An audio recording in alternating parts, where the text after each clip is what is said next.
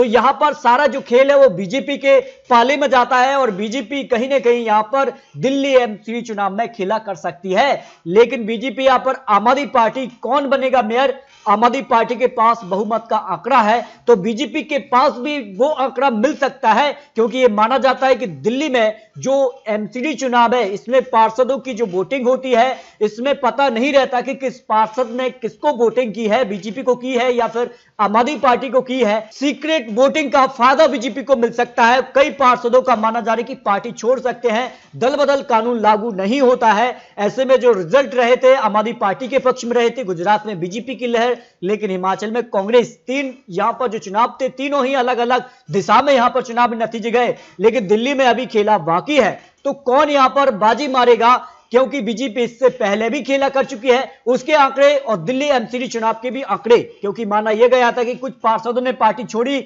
और यहां पर आम आदमी पार्टी में चले गए, फिर वे कांग्रेस में आ गए, और यह माना जाए कि बीजेपी सीक्रेट तौर पर कहीं ना कहीं दिल्ली एमसीडी चुनाव में खेला कर सकती है।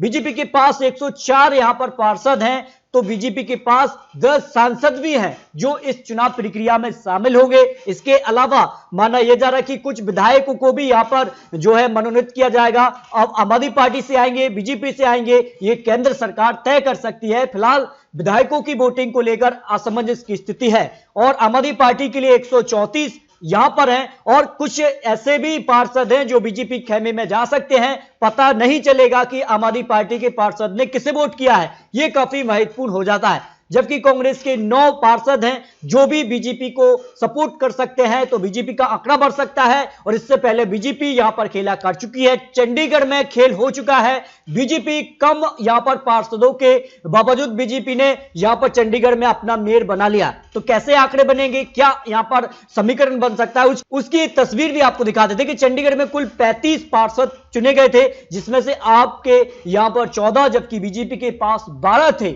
और बीजेपी ने अपना मेयर यहां पर बना लिया। इसके आंकड़े आपको दिखा देंगे। 8 पार्षद श्रोमणी अकाली दल के चुने गए थे जो इस चुनाव प्रक्रिया में शामिल नहीं हुए।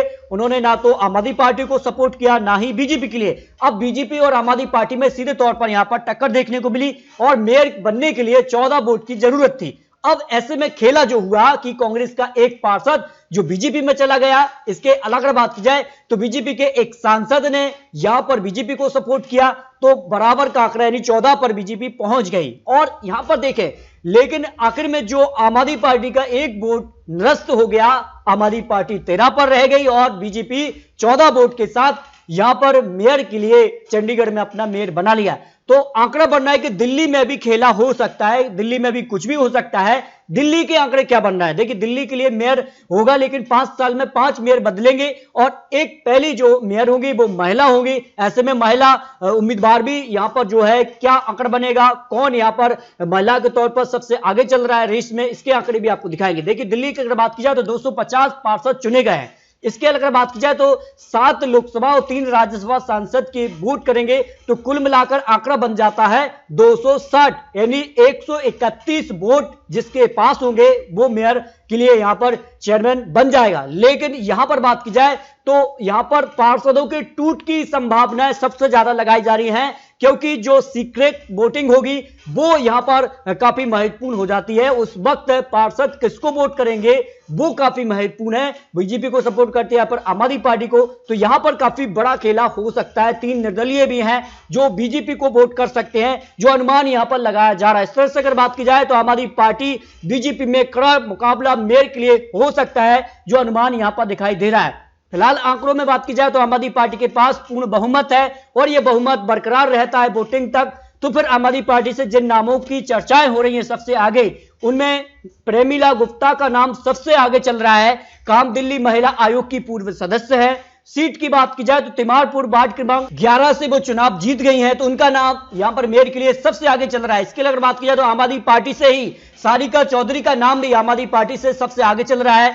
पार्टी की संस्थापक सदस्य हैं, दरियागंज वार्ड क्रमांक यहां पर 142 से चुनाव जीत चुकी हैं, तो इनका नाम भी आम आदमी पार्टी से आगे चल रहा है। इसके लिए अगर बात की जाए तो नाम निर्मला कुमारी दिल्ली इकाई के अध्यक्ष हैं। विकासपुरी वार्ड क्रमांक 112 से यहां पर इन्होंने चुनाव जीता है और इनका नाम भी मेयर के लिए आगे दिखाई दे रहा है। इसके अलावा बात की जाए तो प्रियंका गौतम काम SC/ST विंग की उपाध्यक्ष हैं, विकासपुरी वार्ड क्रमांक 194 का ये इन्होंने जीत हासिल की है, तो इनका नाम भी सबसे आगे दिखाई दे रहा है। इस तरह से अगर बात की जाए तो आम आदमी पार्टी से जिन नामों की चर्चा है, महिला ही यहां पर पहली यहां पर मेयर होंगी, चाहे बीजेपी से हो या फिर आम आदमी पार्टी से। इस तरह से अगर बात की जाए तो आंकड़े काफी चौंका रहे हैं।